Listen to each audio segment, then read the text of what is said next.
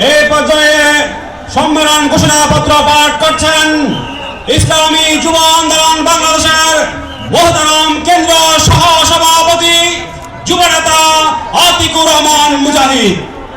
আসসালামু আলাইকুম ওয়া রাহমাতুল্লাহ। বিসমিল্লাহির রহমানির রহিম।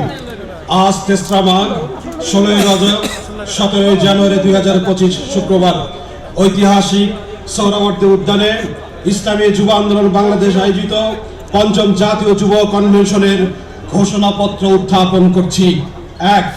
আজকের এই কনভেনশন থেকে ইসলামী যুব আন্দোলন বাংলাদেশ জুলাই বিপ্লবের বৈষম্য রোধ ও রাষ্ট্রের স্বৈরাচারী চরিত্রের বিলোপের চেতনাকে সমুন্নত রাখতে চলমান রাষ্ট্র সংস্কার কার্যক্রম দ্রুত সম্পন্ন করতে দাবি জানাচ্ছে। এক্ষেত্রে যেনতেন নির্বাচনের নামে সংস্কার কার্যক্রম পিছিয়ে দেওয়া চলবে না। 2.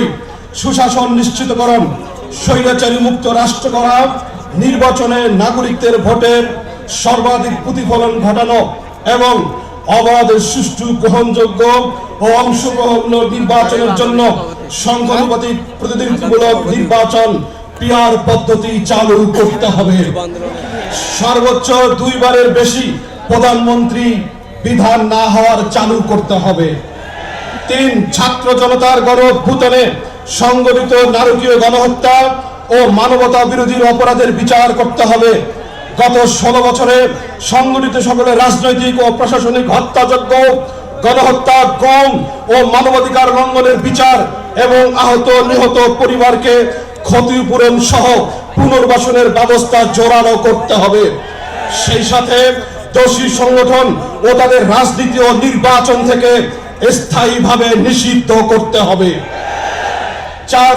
তদন্ত সাপেক্ষে সকল দুর্নীতিবাজ ও বিদেশে অর্থ পাচারকারীদের সকল সম্পত্তি ক্রয় করে রাষ্ট্রীয় কোষাগারে জমা করতে হবে এবং বিদেশে পাচারকৃত অর্থ ফেরত আনার কার্যকর উদ্যোগ গ্রহণ করতে হবে।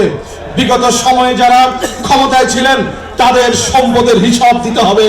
সকল দুর্নীতি ও টাকা পাচারের শ্বেতপত্র প্রকাশ করতে হবে। সম্মানিত উপস্থিতি, আমাদের শ্বেতপত্রের আজকের এই ঘোষণাপত্রের আরেকটি পয়েন্ট হলো বিশ্ব দরবারে বাংলাদেশের অবস্থানকে তুলে ধরতে ফিলিস্তিন সহ বিশ্বের যে কোনো প্রান্তের নিপীড়িত জনগোষ্ঠী ও বঞ্চিত জনপদের পক্ষে নিজেদের অবস্থান জানান দিতে হবে। বিশ্ব শান্তি, নিরাপত্তা ও সহযোগিতায় জাতিসংঘ, ওআইসি ও সার্কের মতো আন্তর্জাতিক, আন্তঃরাষ্ট্রীয় ও আঞ্চলিক সংস্থাগুলোকে কার্যকর ভূমিকা রাখতে হবে।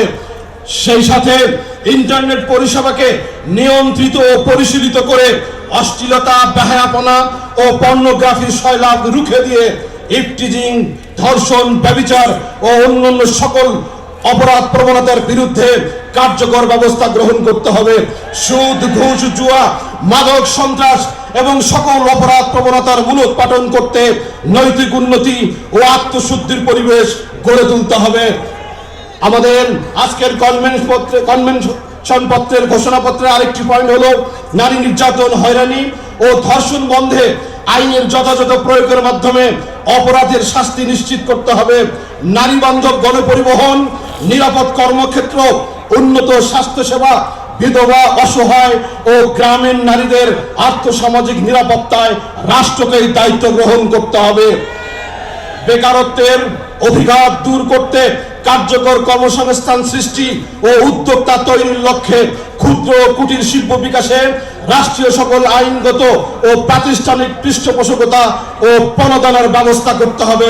সম্মানিত উপস্থিতি, এই ঘোষণাপত্রের কপি আমরা সকল প্রিন্ট মিডিয়া এবং ইলেকট্রিক মিডিয়াকে পাঠিয়ে দেব। সকলকে ধন্যবাদ।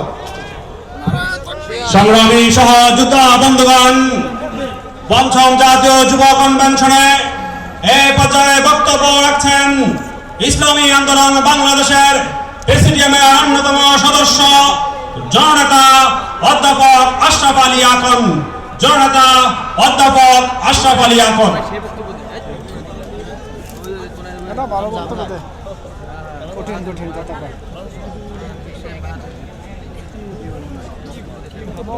আসসালামু আলাইকুম ওয়া রাহমাতুল্লাহি ওয়া বারাকাতুহু। নাহমাদুহু ওয়া নুসাল্লি আলা রাসূলিহিল কারীম, আম্মা বাদ। ইসলামী যুব আন্দোলন একটি ঐতিহ্যবাহী